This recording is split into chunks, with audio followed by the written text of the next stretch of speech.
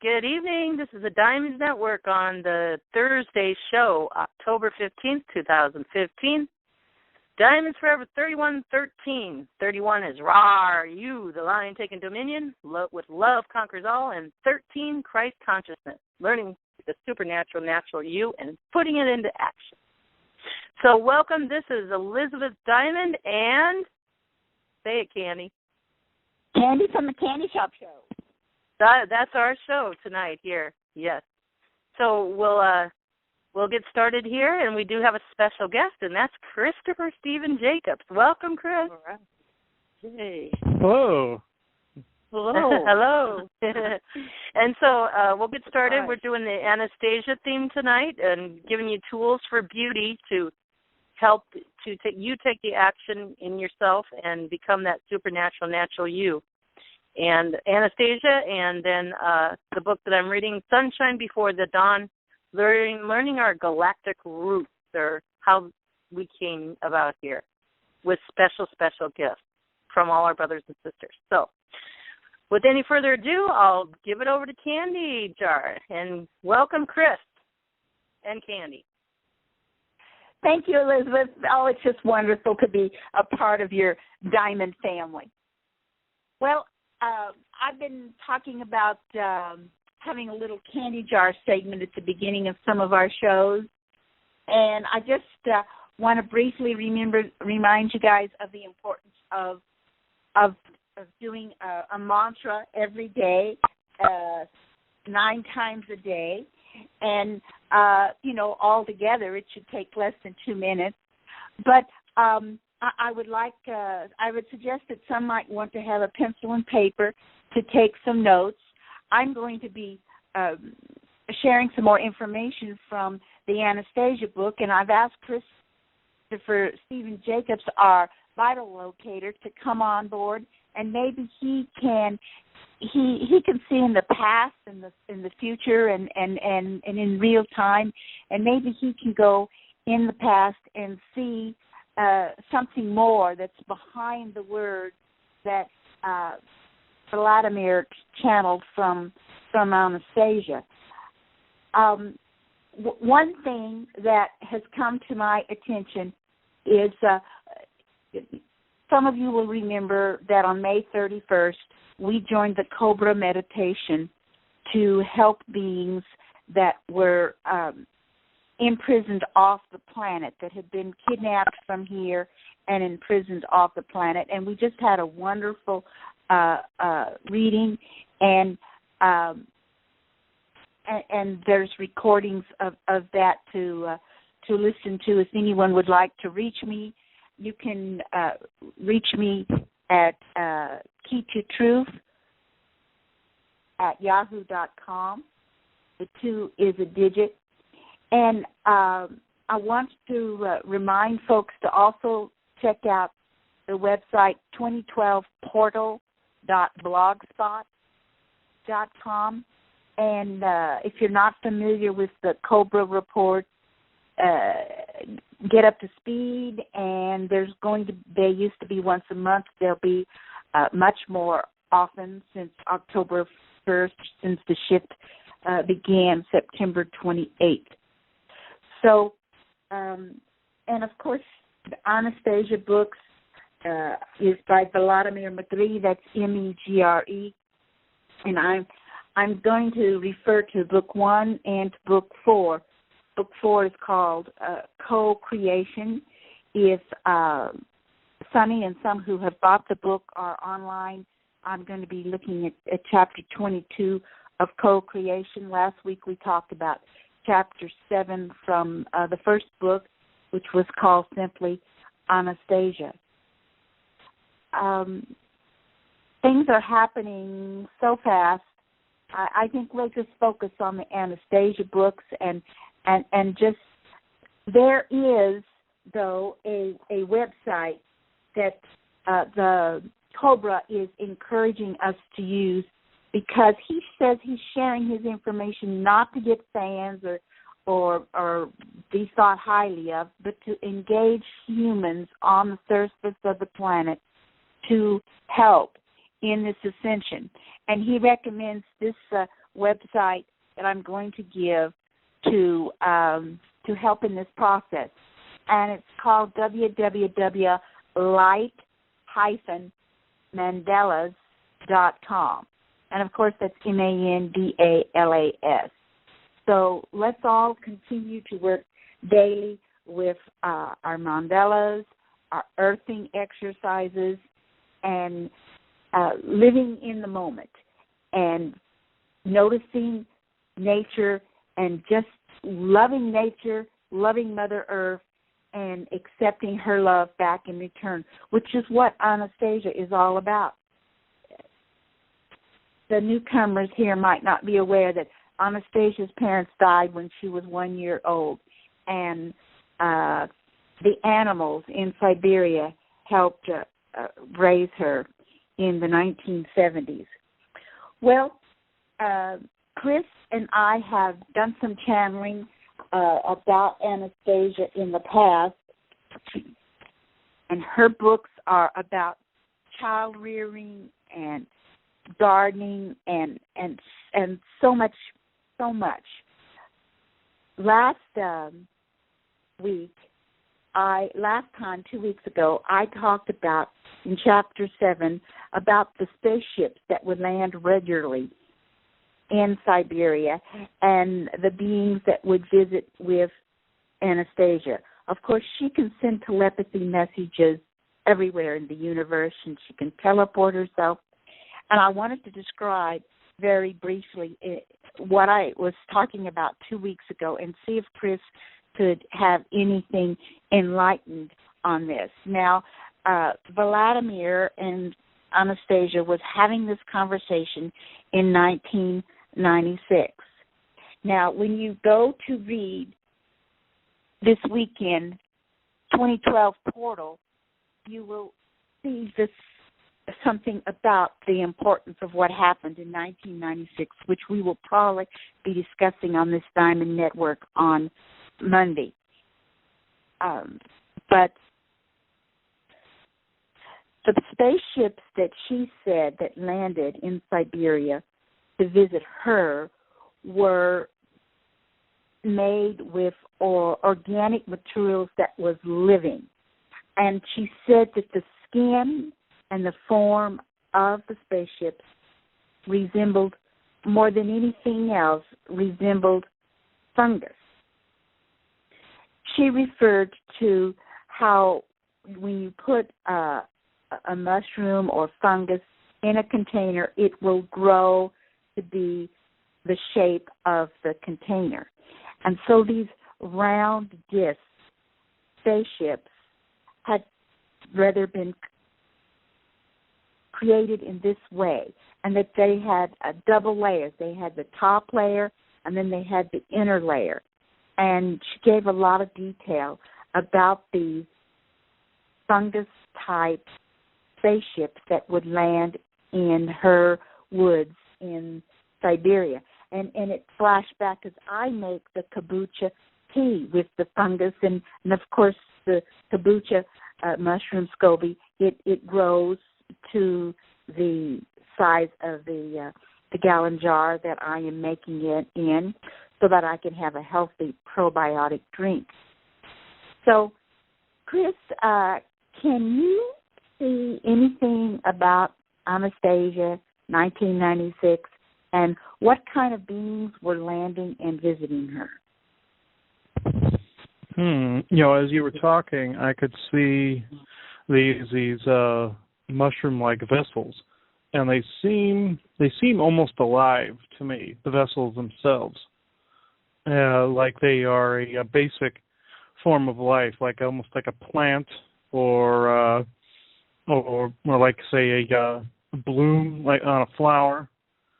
I'm looking at one right now. I turned back the clock to that era. I'm seeing this ship landing, and it can take the form of anything it wants, from what I can see. And the beings that are within it, I can freeze frame this.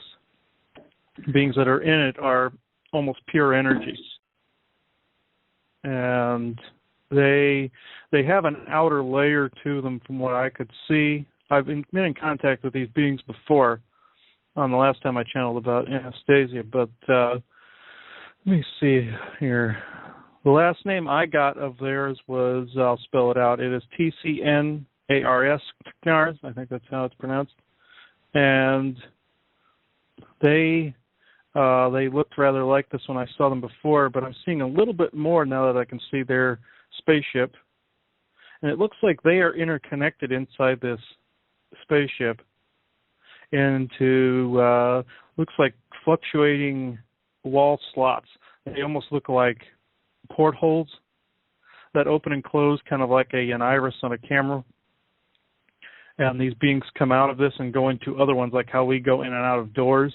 But these things are very small, probably about as big around as a grapefruit inside, but there's a lot of them.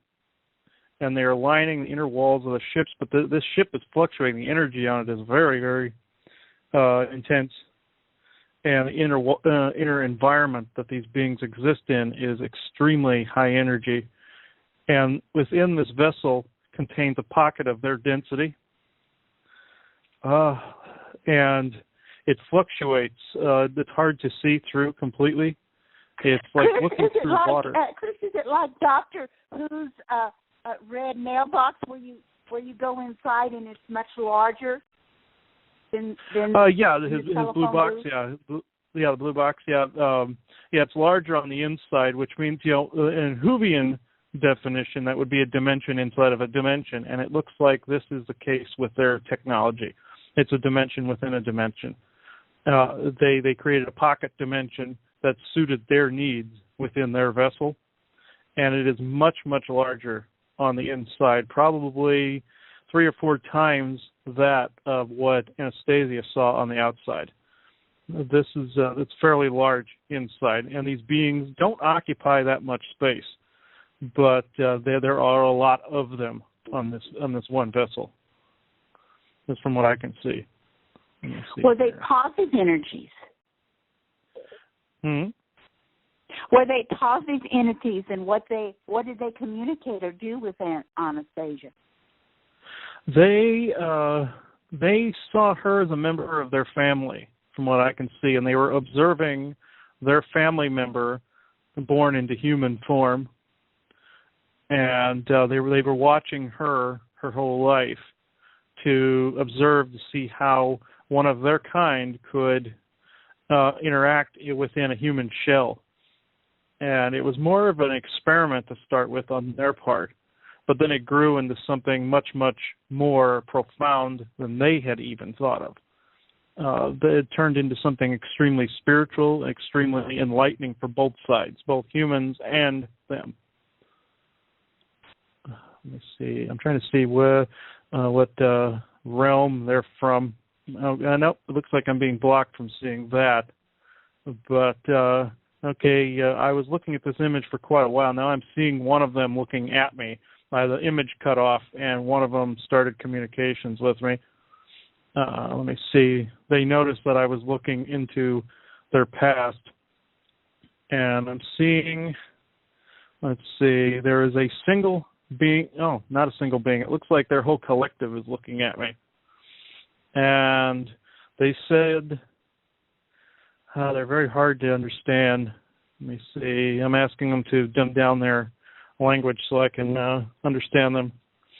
They are still observing the human condition, they're saying. They became more curious as time went on. They wanted to see where the teachings they channeled through Anastasia would take. They wanted to see who would grow from it. They wanted to see who would become enlightened by it. They wanted to be able to spread their truth to everyone. And they, what are they saying? No, they're saying, okay. They must be very happy that 10 million Earth beings have read that book and read that story of their landing. Yes. These beings now want to speak through me, so give me just a second. They're extremely weird frequency, so this can only be brief. Okay, we are the Tcnars And we have noticed within the construct of your human shell that you have much to learn and have learned much from our words through our dear Anastasia. We speak of the one that chose to land, as it were, within your human construct. We, the Tcnars, chose this to experiment with your kind at first, but as time grew, as time passed, we noticed your kind had potential. Your kind had great longing for truth and substance. Though your race is young, as you think, which is not all that young, we noticed that you have much to learn from this. So, we now offer our services, as it were, to your kind, through as many mediums and media sources as is humanly possible. This is our truth. This is our new way of thinking. Thank you. Well, thank you so much for the message. This is Candy. I would welcome you to visit my farm in Missouri, and of course I speak English and not Russian, but thank you so much for helping Anastasia and for sharing the light that you have done. And please come back to some more of the Diamond Network shows. Yes, we thank you such. We will come through often. The ones you call the Anunnaki and the ones you call the Ra have blocked us for quite a while in this capacity because they believed our frequency would be harmful to humans. This is not so anymore. The frequency going into 5D, as you call it, makes this connection possible now, and in a non-harmful way. All we wish is communion with the One. That is all. Well, thank you so much for this help, and yes, we are trying to take steps to get deeper into the fifth dimension. And is there any problem or circumstance that you would like for us to pray the law of one for, to help you help us? Yes, just be in the moment, as you would say. This causes any darkness that surrounds to not surround. We have noticed this pattern in our calculations and mathematical equations that we have studied in great depth.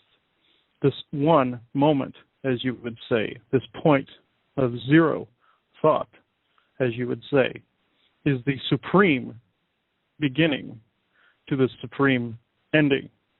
This ending is also a beginning for the rest of what you call the omniverse. This is with our truth. Our realm is within the forces, all forces point between the realms in between. Our home has never been available to humans until this very moment in time. The moment in time, as you call it, must be absolute within the self in order to access our all forces point. This is our home. Our home is now also amongst you, since dear Anastasia was incarnated and infused into your society. We now can call ourselves one with the human. What we pray for, what we ask to pray for with this law of one, as the Ra introduced, is simple. We pray for and ask for you all to be within this one construct. No more violence, no more bloodshed as caused by these cabal creatures, as we say. No more. We will no longer permit this to be so. So, pray for all of this. Focus on all of this, but only after you have focused on your own individuality and lives to balance that with all there is.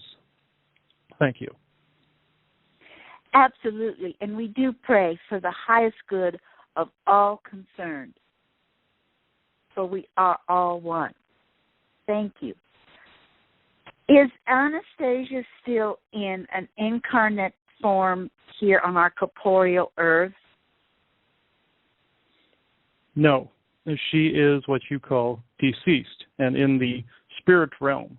However, her original body amongst the Tcnar people is still very much as what you would call intact, as it were. Her spirit form, as you call it, can come through to channelers at any given moment in time, as Anastasia herself.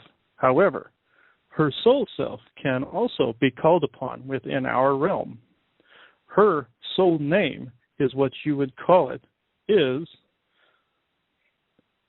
also unpronounceable by the human tongue. A reasonable facsimile, as you would say, is Tcnars, which means our beloved light child. She is our queen, as it were, as you would say in your terms. However, we are all equals. Yes, this is confusing to some, but to us it is perfectly clear. We are all one circle, one ring, as it would be called by humans, one essence. However, a leader was picked amongst us as a figurehead. She is that figurehead. Though deceased, she can come through from your spirit realm. The piece of her that was Anastasia now linked back with our whole one essence and speak to others as we do now. Thank you. Wonderful. Can you share with us how many years ago that she became deceased in our time? Yes. We would say that the estimate of time is different for us. However, we would estimate within 20 of your Earth years. This is only an estimate since we cannot tell time in your construct. Thank you. And would you say that the books as Vladimir Magritte wrote about her teachings, would you say that they were mostly accurate as to what she had hoped he would write? Yes, we do. She was channeled by this man, Vladimir, and he, therefore, was speaking directly to our collective.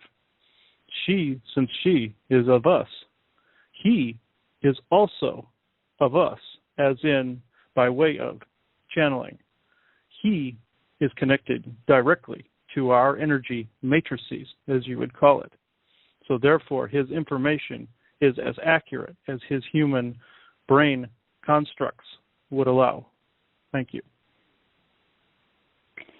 And if we were to see you on our planet, would you appear to be a few inches tall to our eyes, or what? We would appear as beams of light, as you say, but with faces within every nook and cranny, as you say, of that beam of light.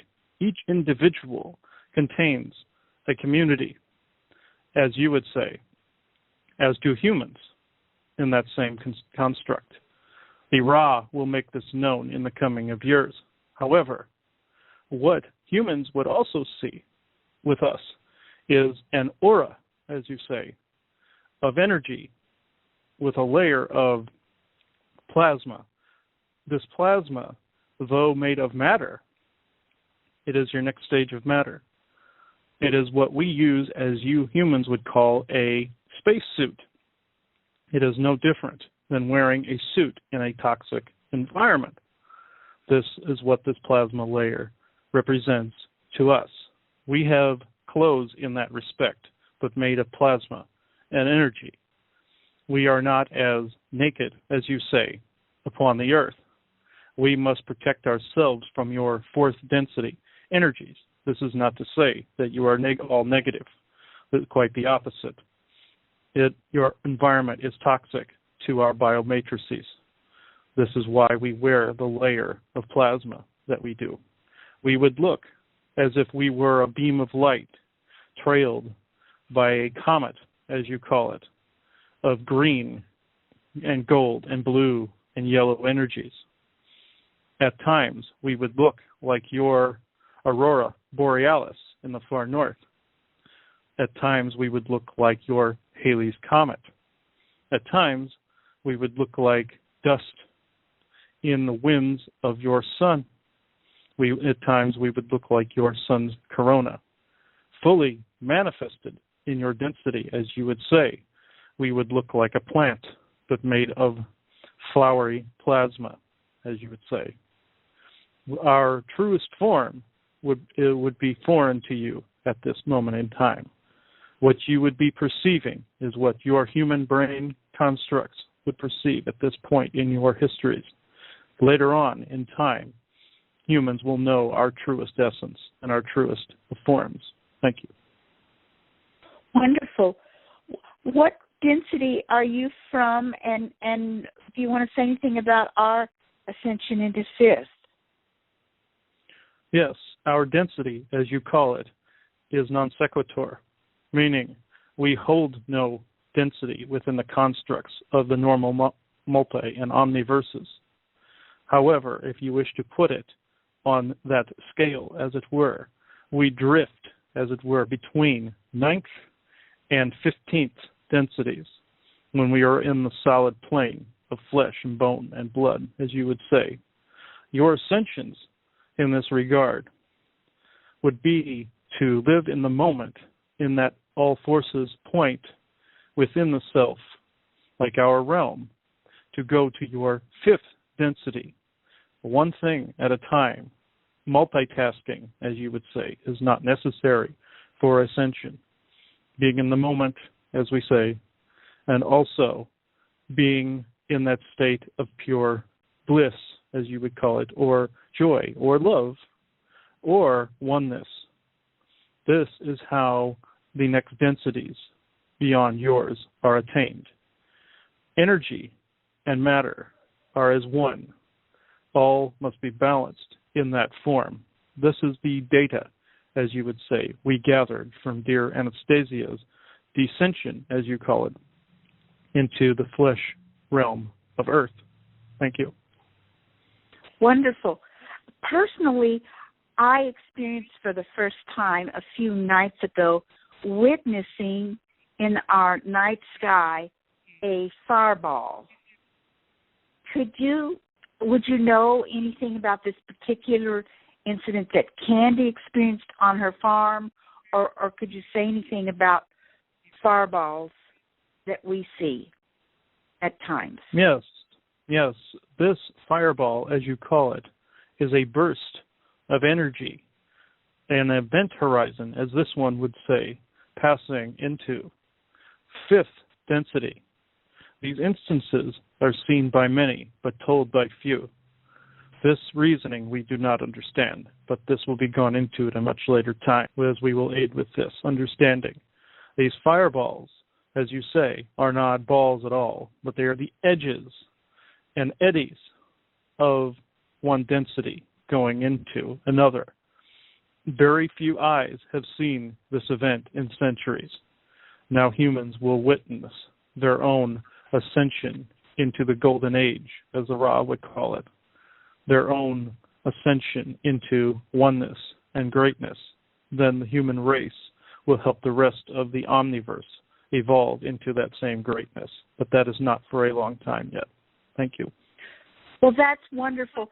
There is something being said on our internet that these fireballs are when the cabal is shooting down positive ETs. Is this something to just scare us?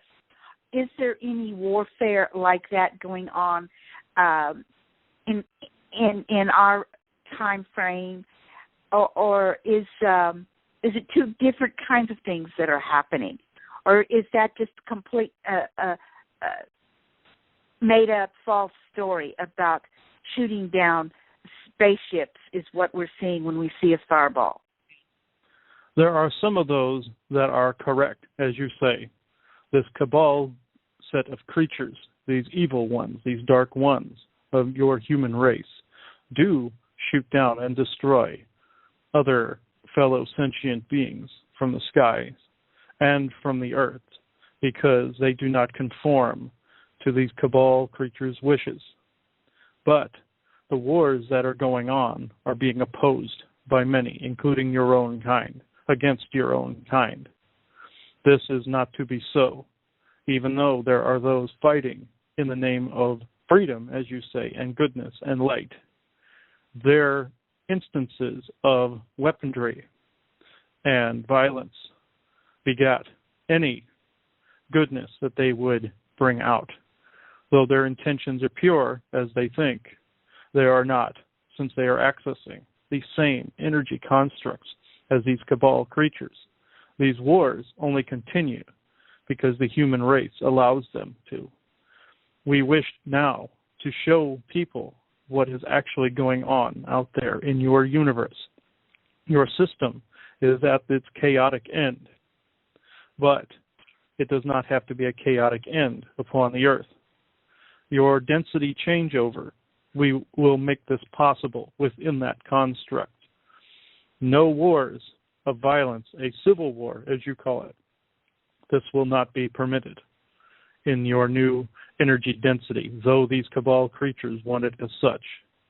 We will no longer permit it. The Ra and the Evilum and the Anunnaki and the Syrians and the Pleiadians have authorized us to act on humanity's behalf in this instance, and we gladly do so. So, from this moment forward, any fireball that you see will be purely of the changeover to fifth density. When we see a distressed ship, as you call it, in the orbit of your world being plagued by these cabal creatures will know only the light of our eminence, our prominence.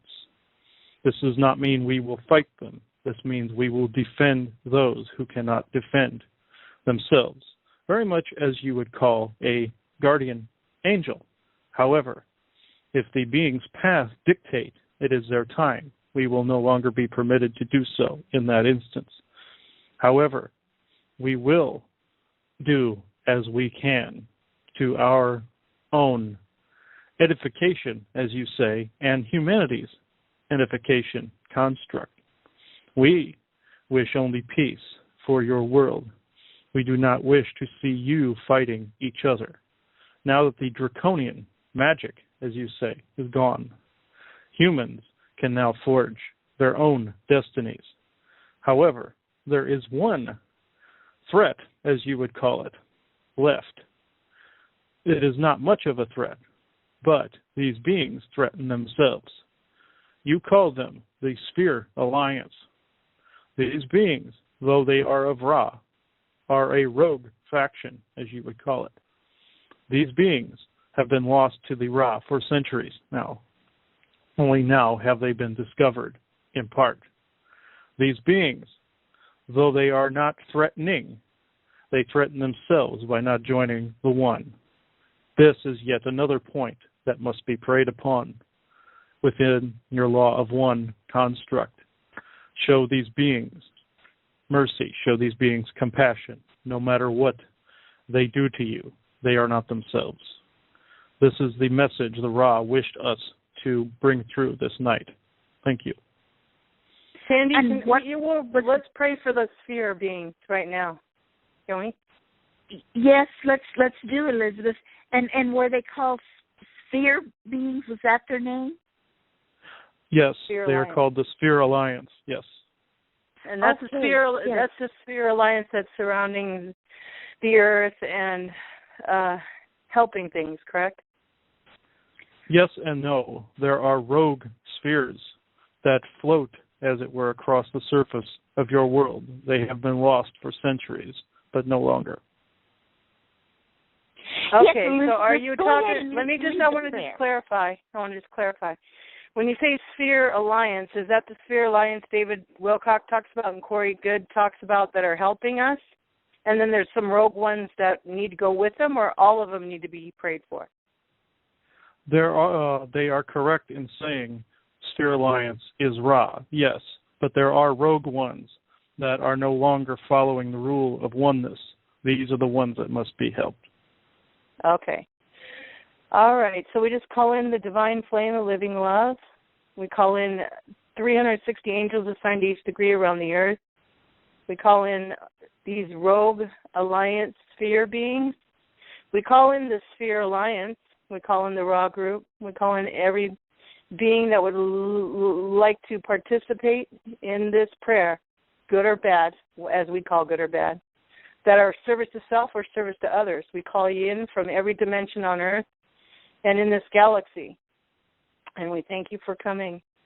And we just say when we are all one, and when one is harmed, all are harmed.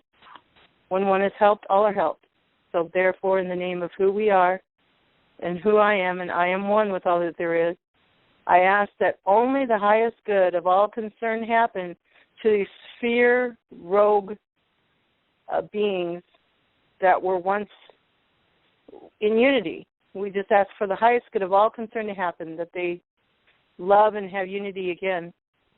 And I ask for all other beings that are rogue in every dimension and time space on Earth and in this galaxy, that are rogue, meaning service to other, their service to self. We pray for only their highest good of all concerned. And so it is, and so be it. And thank you that this is done. Absolutely, and we send you forgiveness and love. Yeah. Cindy, you seen anything now, Chris? Of the results yes, of that the Tcnars are still here, but they stepped aside for these spheres that have come in. You know, I've been dealing with these for the past couple of days.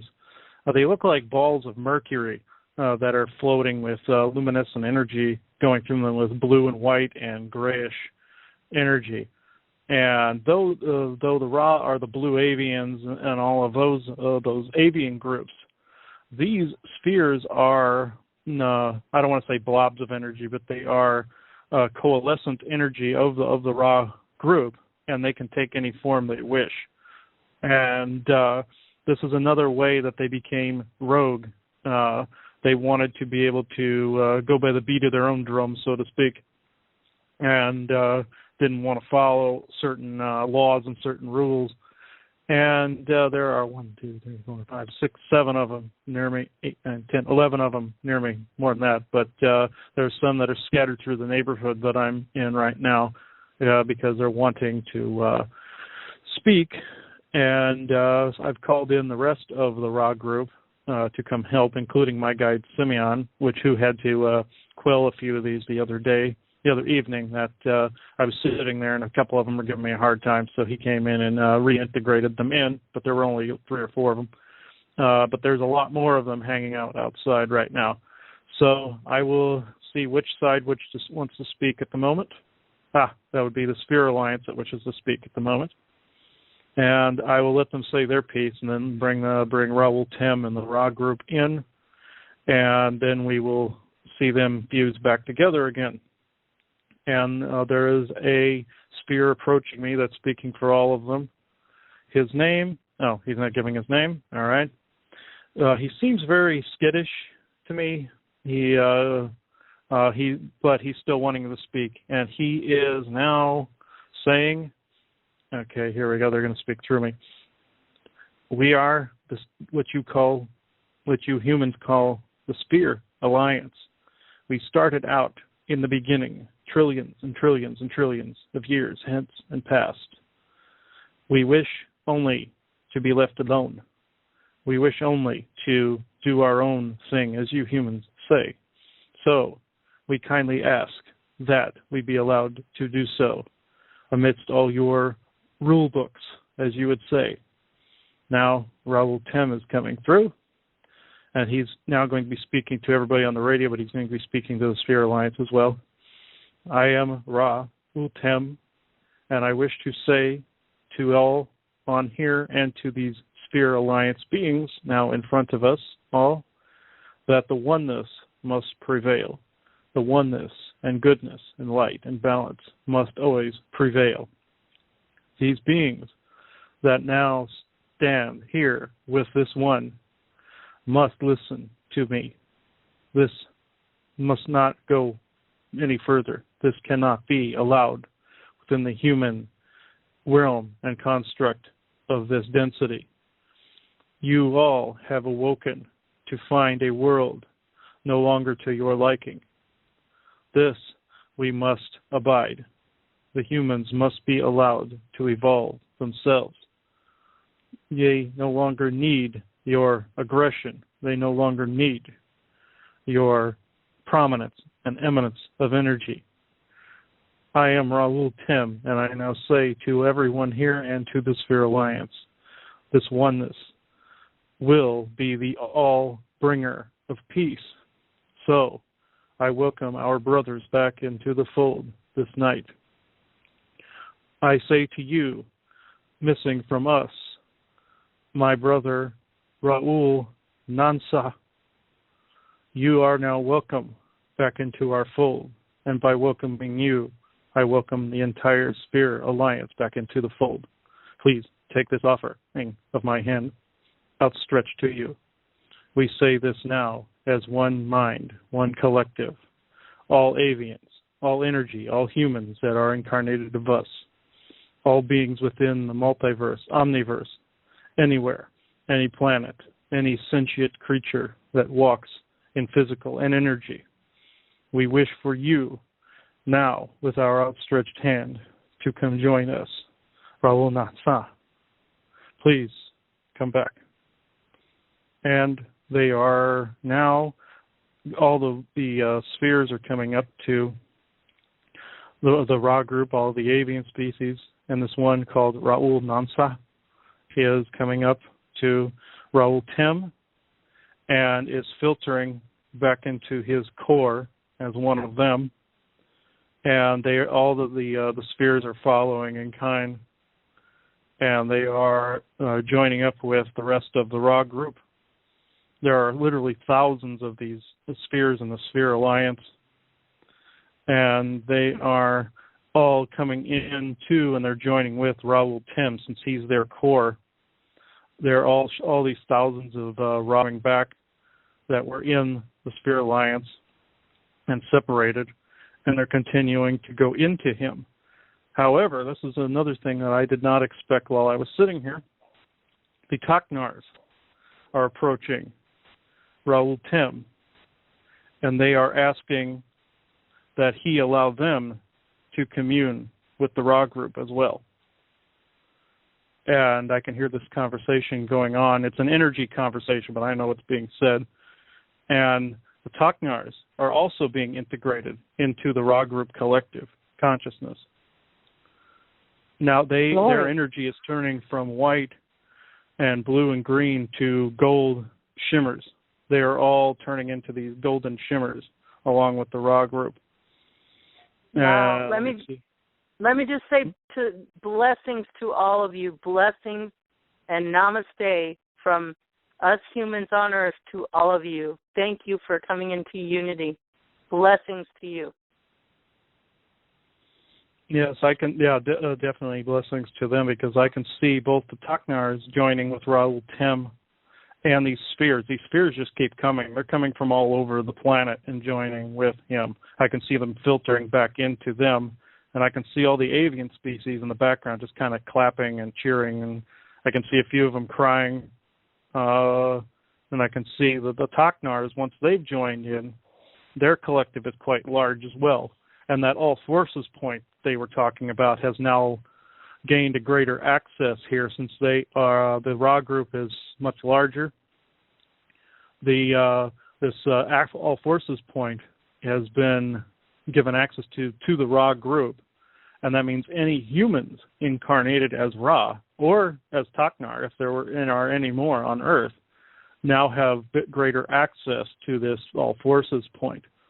And greater knowledge will be filtered through, since anyone part of the Ra group already has access to that massive knowledge. This becomes one with the Ra group and will also become part of those people. And their library can now be accessed by anyone. That's significant. That means, in a nutshell, that as we're activating our DNA, while our DNA is activating all of it, the people that are connected with the Ra are going to get lots more faxes from heaven, knowledge, I say, and visitation. Is that correct? Yes. Thank you. And Raoul Tim is nodding yes. And all of them are nodding yes, including the Tcnars. And now the rest of these spheres are filtering in. I can see little bits of them, coming from other areas of the planet. And Raoul Tim is telling me this will continue through the night and probably until the sun comes up. But because there were lots and lots of them. And at times these rogue spheres were giving people false information. And now that's no longer going to be the case. So a lot was accomplished tonight. Oh, wonderful, wonderful. And remember, Chris, when you was channeling some from Anastasia and her guides, they gave you a big book for you to study in the future. Mm-hmm. Oh, yes. They have not, the Ra group has not allowed me access to that book as of yet. But now Raoul Tim is telling me now that this merging is taking place and that we're closer to fifth density, that's going to be more and more possible. So I'm going to try my best to channel that book out in the context that the Tcnars wished. And it'll be easier now that they're part of the Ra group. That frequency will be much more attainable for anyone that's merged with the Ra group here on Earth. So, Chris, tell the audience what the book they gave you or something, just a little bit about that. So I have it on. Yes, when Candy and I did a channeling of Anastasia a while back, this is when I was first introduced to the Tcnars, and they gave me a book of all of their knowledge. It was their entire library. I've not been able to access it, which I've tried to do, and I could not do it because the frequency was too off. But now I can see it opening up to me as a point of knowledge. Since it's combining with the Ra energy, it's become part of their massive library, and the frequency is now attainable for me. So in the future, upcoming future, I should be able to bring some of that knowledge through that the Tcnars wanted humans to have. Oh, that is wonderful, and I just am so appreciative of my guide, Raoul Tindar, that he helped me to see that fireball and see the evidence, that we are moving into fifth density right over my farm this week, and I just feel I didn't feel frightened or scared that it was something being blown up. I felt good about it, and I'm glad to hear this confirmation, and I'm glad to hear that we won't be told so many lies in the future. Yes, I'm glad to hear that as well. And these Tcnars were very adamant that their attitude was that they were basically saying no more. We are not going to tolerate this anymore, and not doing it in a violent way. That's not what they wanted to come across with. They wanted to bring through that they were going to act as guardians, as teachers, and all they needed was a little bit of a density change in people and on Earth to be able to do it. And this changeover to them in the Ra group made a major difference, so that he could make that easier as well. Well, this is just wonderful. We are getting a very unusual storm here coming up. I don't know if it's going to interfere with my being on this call. The weather and the clouds in the sky has been very strange today, and now we're having a very strange storm with lots of lightning and thunder coming in the last few minutes. And 4 or 5 days ago, there was to be no rain today, but that has changed. Well, I wanted to share a little bit more from one of Anastasia's books. Would that be appropriate now, Chris? Oh, yes, yes. Yeah, okay. And then we'll go to the Sunshine Before the Dawn book, and then we can finish up, you guys. Yeah, great. Right. And for those who have a pen and are excited as we are to hear what has happened this evening, if you want to tell any of your friends how to listen to this on the telephone, you would dial 641-715-3813. That's the archive number all along. and it would be the same pin, 883267 pounds, and then the show number for tonight is show number 300 of the Diamond Network. The Candy Shop shows are archived elsewhere, but will be archived on this line in the future. Okay, and of course we'll be putting this up on YouTube in a few days, but somebody might want to hear about it before that time. Well, in Co-Creation Book 4, which some say is when they really got to the meat of everything, in the 10-book series, this information would have been given to Vladimir between 1996 and 2000. And of course, they just estimated, and I'm sure that that Anastasia was still alive 10 years ago, but as they're saying now, she is deceased, which her fans generally don't know that, but you've heard it here first. And of course, the Anastasia book 1 is free on Kindle, and the others are all on Kindle very reasonably. But Vladimir is talking to her about the universe, and he says to her,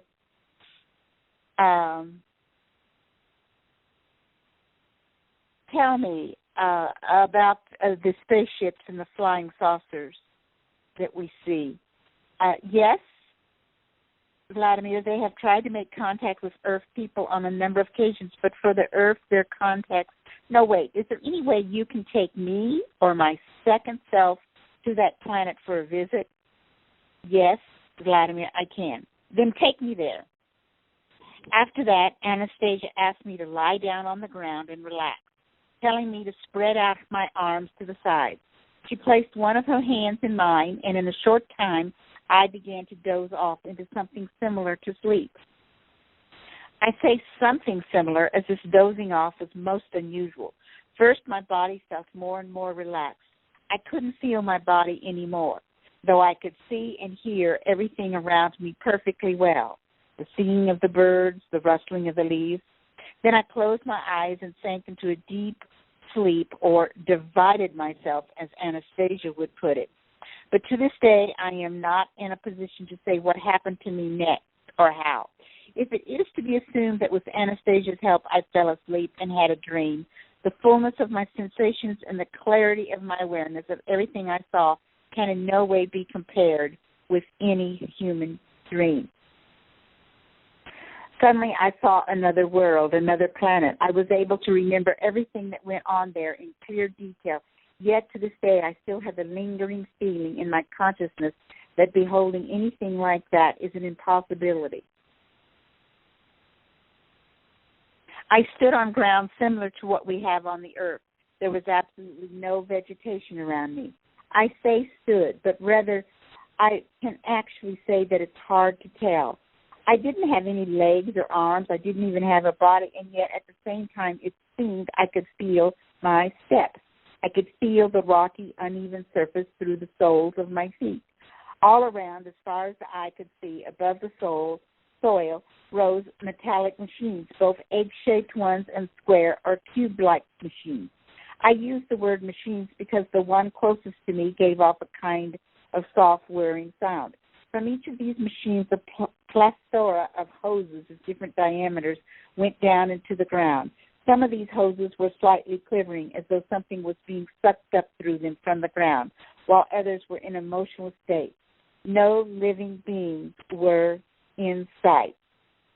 All at once I saw a panel on the side of one of these strange devices open, and out floated a kind of disc, similar in shape to a discus thrown by athletes, only much larger, about 45 meters in diameter. It hovered in the air and then started to rotate.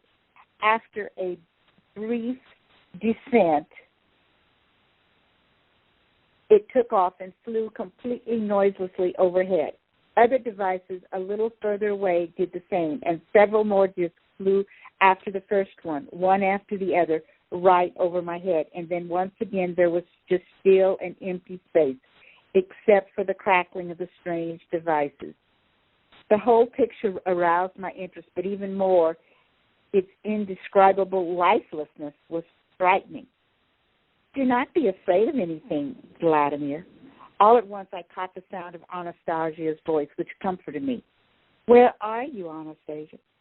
Right here beside you. We are invisible, Vladimir. Present here are our feelings, sensations, mind, and all our other invisible forms of energy. We are here without our material bodies. Nobody can do anything to us. The only thing we need to be wary of is ourselves and the consequences of our own sensations. What do you mean? Psychological consequences, like temporarily going out of one's mind. What? Yes, but only temporarily. For a month or two, it can happen. The vision of other planets may stir up man's mind and consciousness, but you need not be afraid. You are not threatened by this. You will pull through, and there's nothing to be afraid of. Believe me, Vladimir, you are indeed here, but not as far as they are concerned. At the moment, we are invisible and can go and see whatever we wish to. I'm not afraid, but what are those machines? Each of those egg-shaped machines is a factory. They are the ones that produce the flying saucers that are of such interest to you. Okay, well, it carries on, and I will be picking this story up for the most part in 2 weeks from tonight. I share this information about Anastasia twice a month on the Thursday Diamond Network. And I wanted to ask Chris if he could tell us something about, were they still in our solar system or another, or what did you feel or sense when I was sharing that? I feel that these beings are, well, they're currently in our solar system, but they felt interdimensional to me. I felt they came from their own planet, as he said, but I felt like they were from outside the system originally, but they came here, it seems like a very long time ago, and they wanted to, originally, as I said, they wanted to conduct experiments, but then it turned into much more, something more substantial than experiments. And what I felt from that is that it seemed that they were dead on the mark. But as the Tcnars said, they had certain perception limitations. They weren't shown everything because of those limitations. Right. And isn't it interesting about? Do you want to compare Vladimir's experience with your bilocating to the moon base? Yeah, I would say so. Everybody can bilocate. It seems that he did a great deal of this in his day, and I really don't see much of a difference. I've been told when people bilocate, it's all the same ability in every person. People just perceive it differently. Okay. Does anybody in our audience want to ask me or Chris a question before we finish our segment and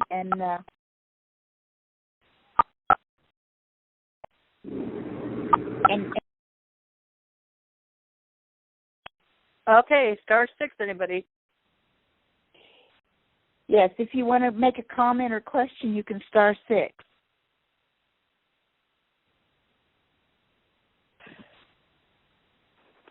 I didn't know if Cindy wanted to or what. I'm setting up an appointment to go and speak about these things with some new friends in Springfield, Missouri very soon. Cool. Hi, It is Sunny. I'm here. I've been listening to everything. It's been really fascinating.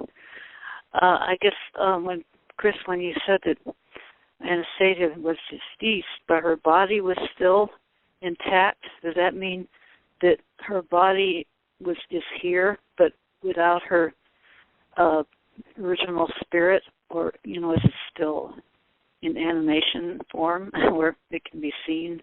That was just something that crossed my mind when you were talking about that. Yeah, what I believe they were getting at is her Tcnar body is still alive, as they would say, But they said the version of her that's Anastasia comes back from the spirit world.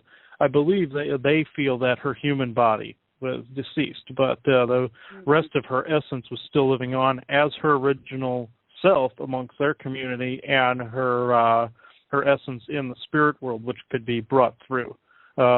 It's very complicated when it comes down to these physics, but from their perception, I believe they feel she was deceased. Okay. Yeah, So her body is no longer in existence in the no, physical body. It's decomposed. Her Russian body. Yeah. Right. Well, that's wonderful to hear that all has been accomplished today and always. Much thanks.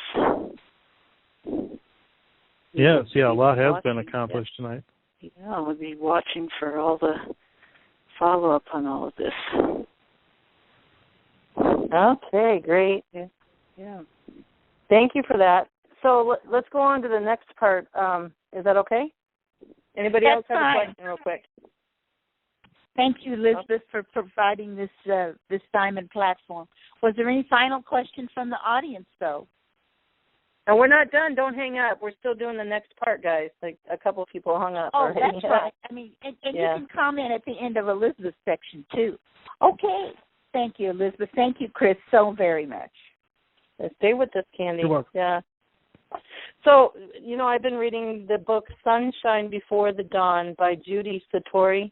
We're on chapter 3. I'm not going to read the chapter tonight that we're going to read, but I'm just going to read a couple paragraphs of the book, and we'll ask Chris and we're just expanding this prayer of one that we said tonight out to the beings that would like to share with us regarding this subject. And then any beings that have any importance for us, knowing that we're a Rainbow Diamond Council, Diamonds Network, working for service for others all around the world. Soon, boots on the ground. I victoriously declare it. Okay, so Judy Satori, this is the true story of why we're here on Earth. Every word in Sunshine Before the Dawn was telepathically transmitted to Judy Satori by higher dimensional beings of light. This story claims to be true, but it is up to you, the reader, to decide. The words are coded. Your heart will respond, and you will begin to remember why you came here to Earth. And then here's an excerpt from the book. When you go to Earth, you will not go alone. That he's talking. There's a Galactic Council talking, and there's some from the Galactic Council of different species going to go to Earth. A long time ago, they came. When you go to Earth, you will not go alone. There are many souls who are preparing now to incarnate on Earth. You will go together to hold the light. For 4 great cycles of time, you will be reborn into many bodies and have many different life experiences. It is necessary for many from our worlds to do this so that the genetics of the new human, which has been seated on the earth, can pass to souls who already carry this higher light. As you and your kind intermarry with the root races of this planet Earth, you will generate a new kind of human, and the combined genetics of the star nations will in time be held within the DNA of all the people of the earth. So a recap, wind up for 4 great cycles. We're at the time now where our DNA has been genetically encoded. Only 3 strands have been running online. 12 strands are coming online as we speak now and have been very drastically since December of 2012. And we see it more and more every month, every year within ourselves. So I just want to see what you're getting, Chris, and I wanted to know if there's any of these original beings maybe that came to Earth when they said, when you go to Earth, you will not go alone, that group. If there's any from that group that can come in, or the council that made the decision. Okay. Okay. Let's see. There are two groups that have shown up other than the Ra being here. There's a brand new group that I've never seen before. They call themselves the Mimna, and they look like apes or monkeys. And there's the Pleiadian collective. It's actually Christos that's here. So let's see. Although the representative of the Mimna is coming forward first, and let's see his name here. They're not very large. They're, I'd probably say, about the size of a monkey that you see on some of the nature shows. They're not very high, probably 3 feet, something like that. And they're white in color, and their skin is tannish pink. And they look kind of like a snow monkey, actually. And he's coming forward, and he says his name is...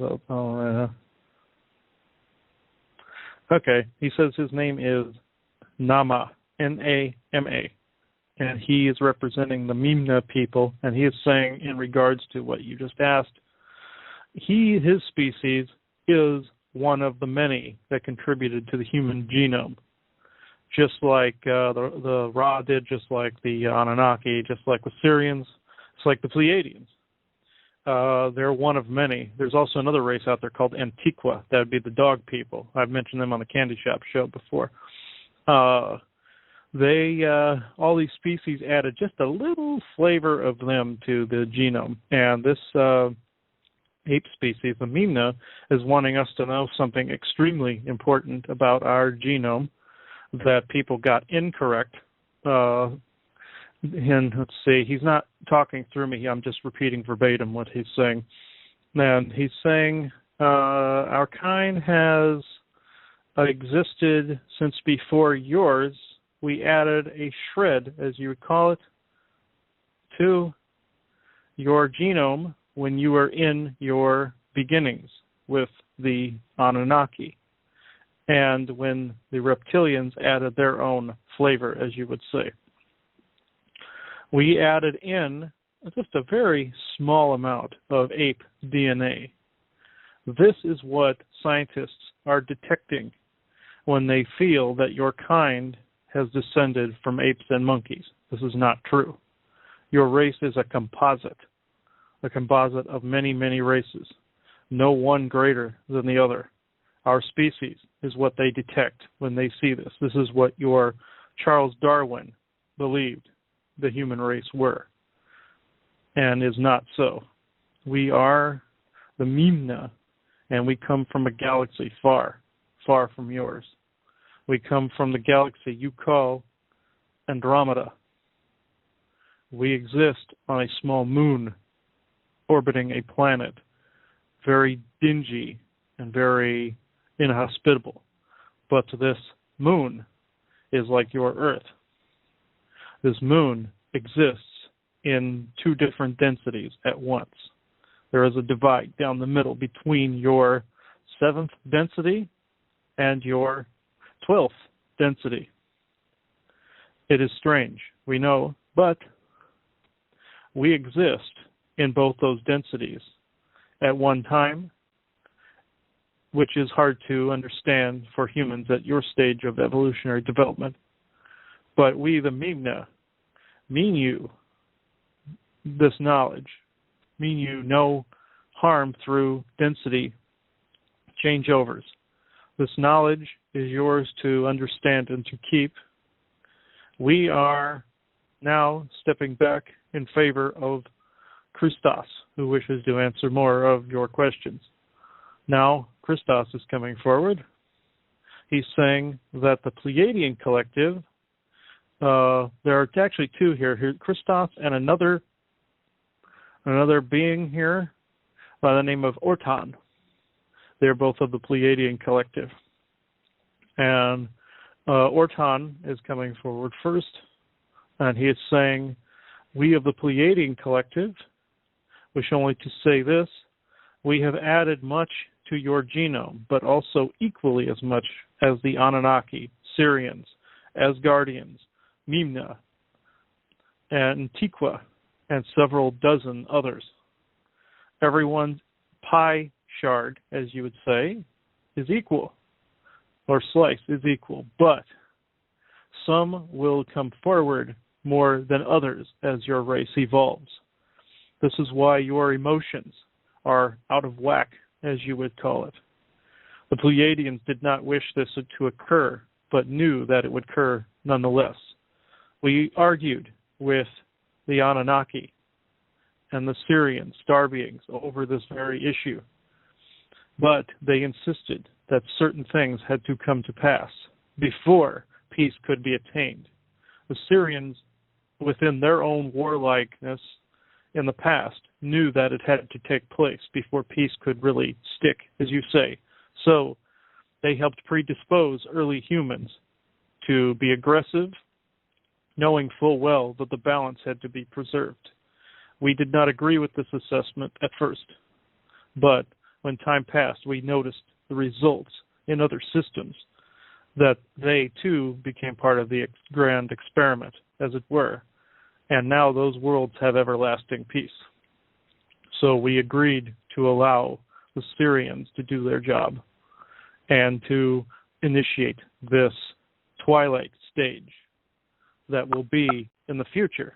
I know this does not make sense, but this will make sense in the coming of days, in the coming of years, and centuries to come. Christos here wishes to speak on behalf of all of us, and he's handing it over to Christos.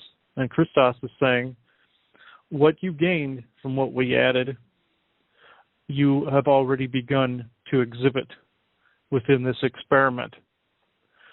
The oneness that we have gained from merging with the raw group has now integrated into our own and your own cellular memory to add that flavor to humanity.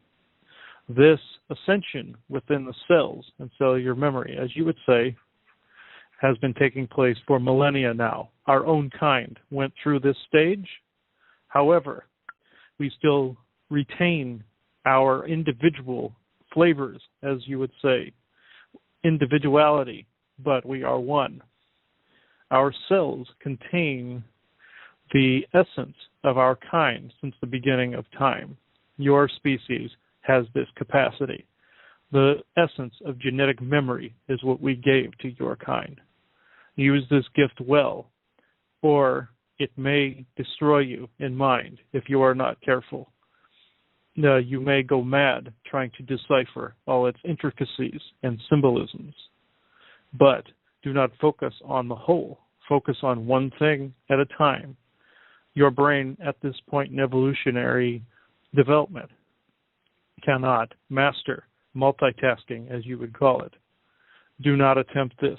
Focus on one thing at a time. Then the ability to multitask, the genetic memory, or cellular memory, as you call it, will come to pass. This is what the Pleiadian collective wishes to say. We now pass it on back to the Ra group. And now Raoul Tem is stepping forward, along with a couple of the avians. And they said, we wished to see a unification of all of these experiments. We wished to see our number, as it were, come up in the grand scheme of your genetic memory construct. Our kind, our essence, our souls of beloved times, our compulsion of oneness now exists within you. Since the Tcnars have merged with our kind, you will hear their voice merged with our own.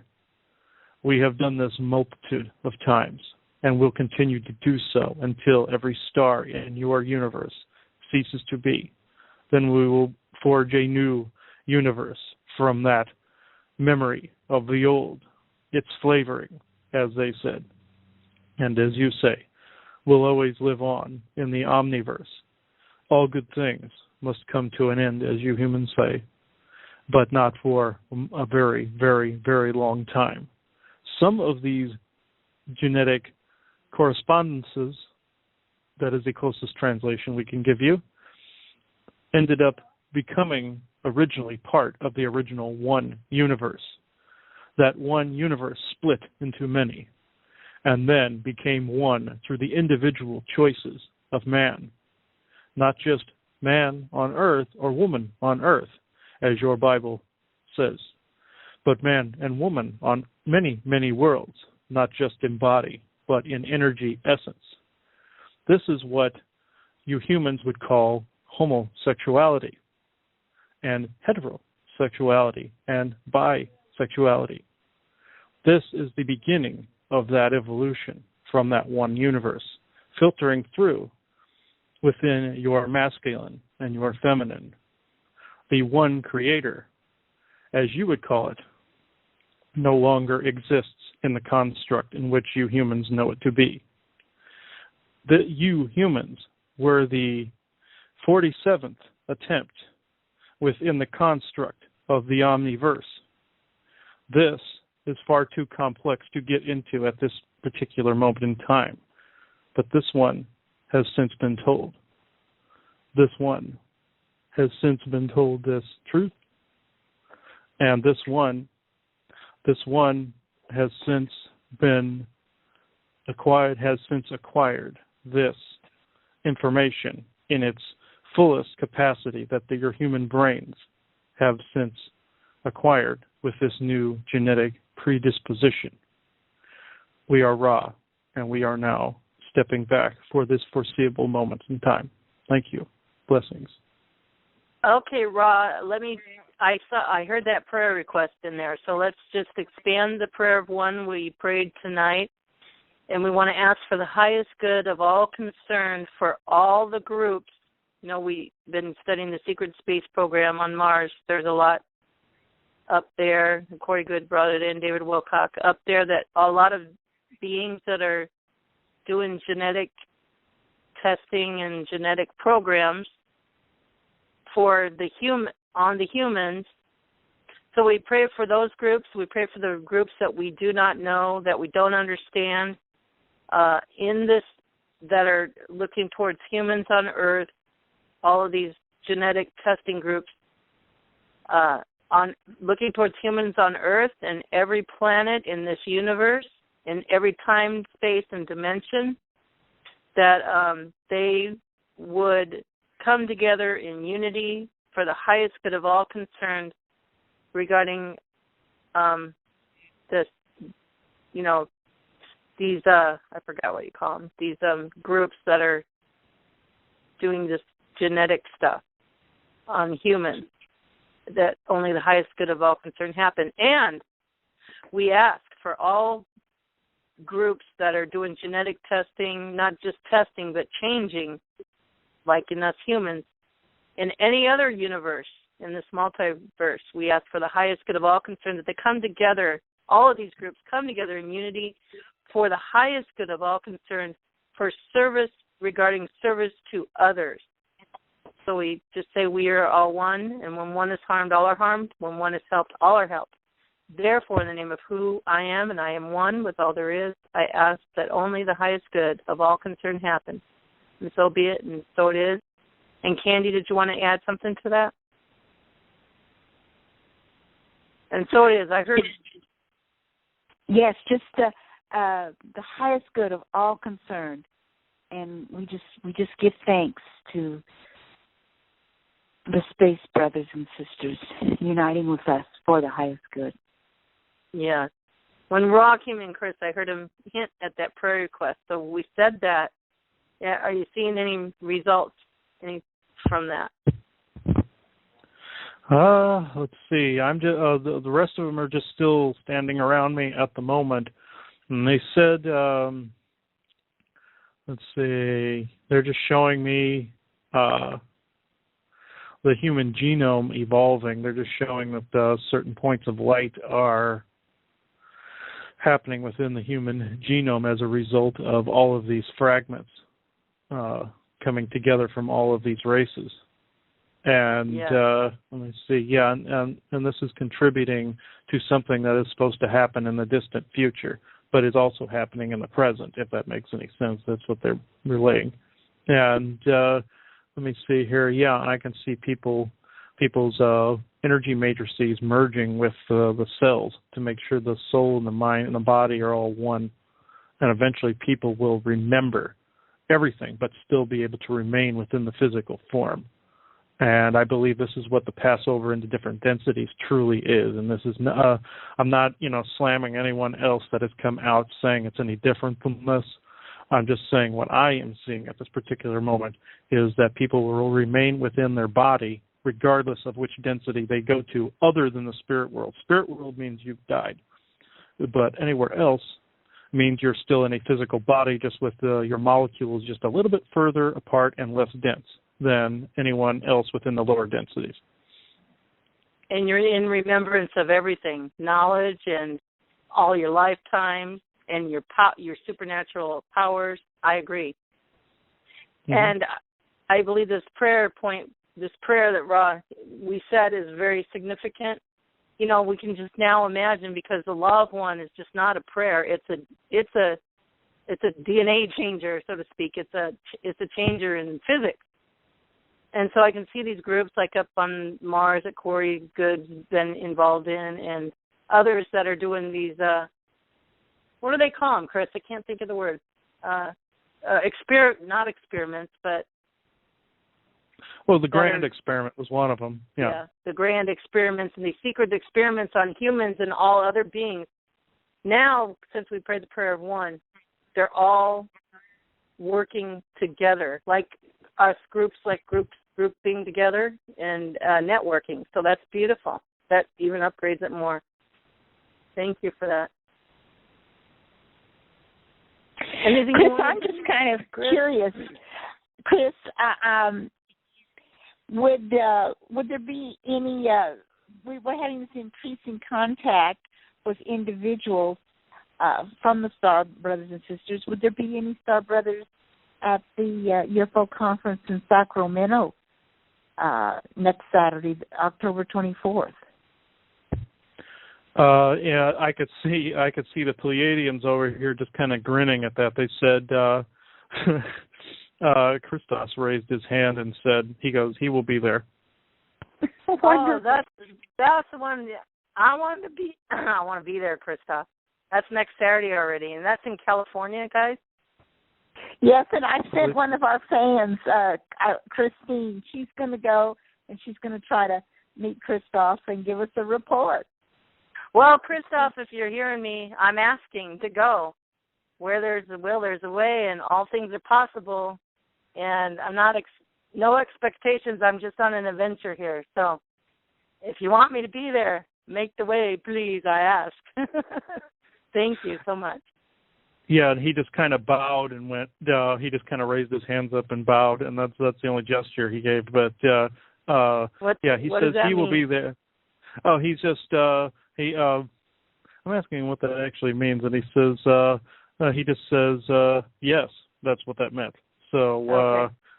and he says, he will definitely be there. He might not be in the form that everybody thinks, because they have the ability to mask their true appearance, but not 100%. So, what they're going to do is, and it looks like Orton is saying he'll be there as well. So, they both will be there, I think, with a couple of others. So, these people there in Sacramento should be prepared to meet some of the Pleiadian collective. Now, they might not recognize them as such, and they might say they're from somewhere else other than the Pleiades, but they will be recognizable as alien. And remember, we've heard from a lot on the Diamond Show that even if you don't recognize them, if you're in your heart and receptive, you can feel their energies. They're, light and loving, and, sometimes if you're by a high vibration being, you feel that peace that passes understanding. You can't think of what you want to say. You just want to be in the moment, right there. You don't want to leave, or, stuff like that. So be aware of that. Mm-hmm. Anything you want to bring, Chris, tonight to finish this up? No, I think they pretty much summed it up tonight. It looks like they're bowing and stepping back at the moment. So it looks like they're done for the night. And you, anything from you? You, Christopher Stephen Jacobs, anything from your heart you want to say? Well, I just reiterate everything that they've said. I believed it before. They were just reiterating, like with the genetic memory coming through. I've believed that for a very long time. Michael has always brought through that very same thing, that people are going to evolve and they'll still be in body going into these different densities. And he would say, if he were here right now, he would say something like, be leery of channelings that report something different than that. Not to say different perceptions are wrong, but there's some false information floating around out there that certain channelers aren't aware that it's false. But there's certain information that is out there regarding this ascension, so to speak, that is false. Like, we're not going to go poof into a completely new energy form. That's just not going to happen. That's not in our plan or our stars. So that just be leery of any information like that. Some of it's accurate, some of it is not. Just intuitively sift through it, with your soul, and not just brush it all off as false just because one thing is false. Beautiful. Thank you, Chris. Namaste to you, and namaste to you, Candy. And Candy, take us away. I'll let you finish up. Thank you all. Thank you all. Stay tuned for next Thursday. I'll be reading a chapter from Sunshine Before the Dawn next Thursday. And Candy is still on Anastasia. And there's that's going to be 2 weeks. Isn't that going to be 2 weeks? Isn't Cynthia going to be on next week? Oh, 2 weeks. Yes. 2 weeks. Sorry. Okay. All right. Exciting month in October with earth changes and financial changes, and the government's going to go broke November 3rd if no one does anything about it. But we're here, we're working with the light workers, and it's all going to be good for us. So, and all of humanity and everyone throughout the multiverses. It's going to be good. Thanks for joining the Diamond Network tonight. Thank you, everyone. Thank you. Good night, everybody. Thank you. Good night. Bye. Love you guys. Love you. Are you looking for healing or a change in your life to help you enjoy it more fully? You might benefit from a galactic energy reading and clearing from Chris Jacobs. Chris will work with you on a soul level to clear unseen negative influences, implants, programs, contracts, and energetic blocks. Chris Jacobs is a gifted energy healer. Contact him today at ChristopherStephenJacobs@gmail.com.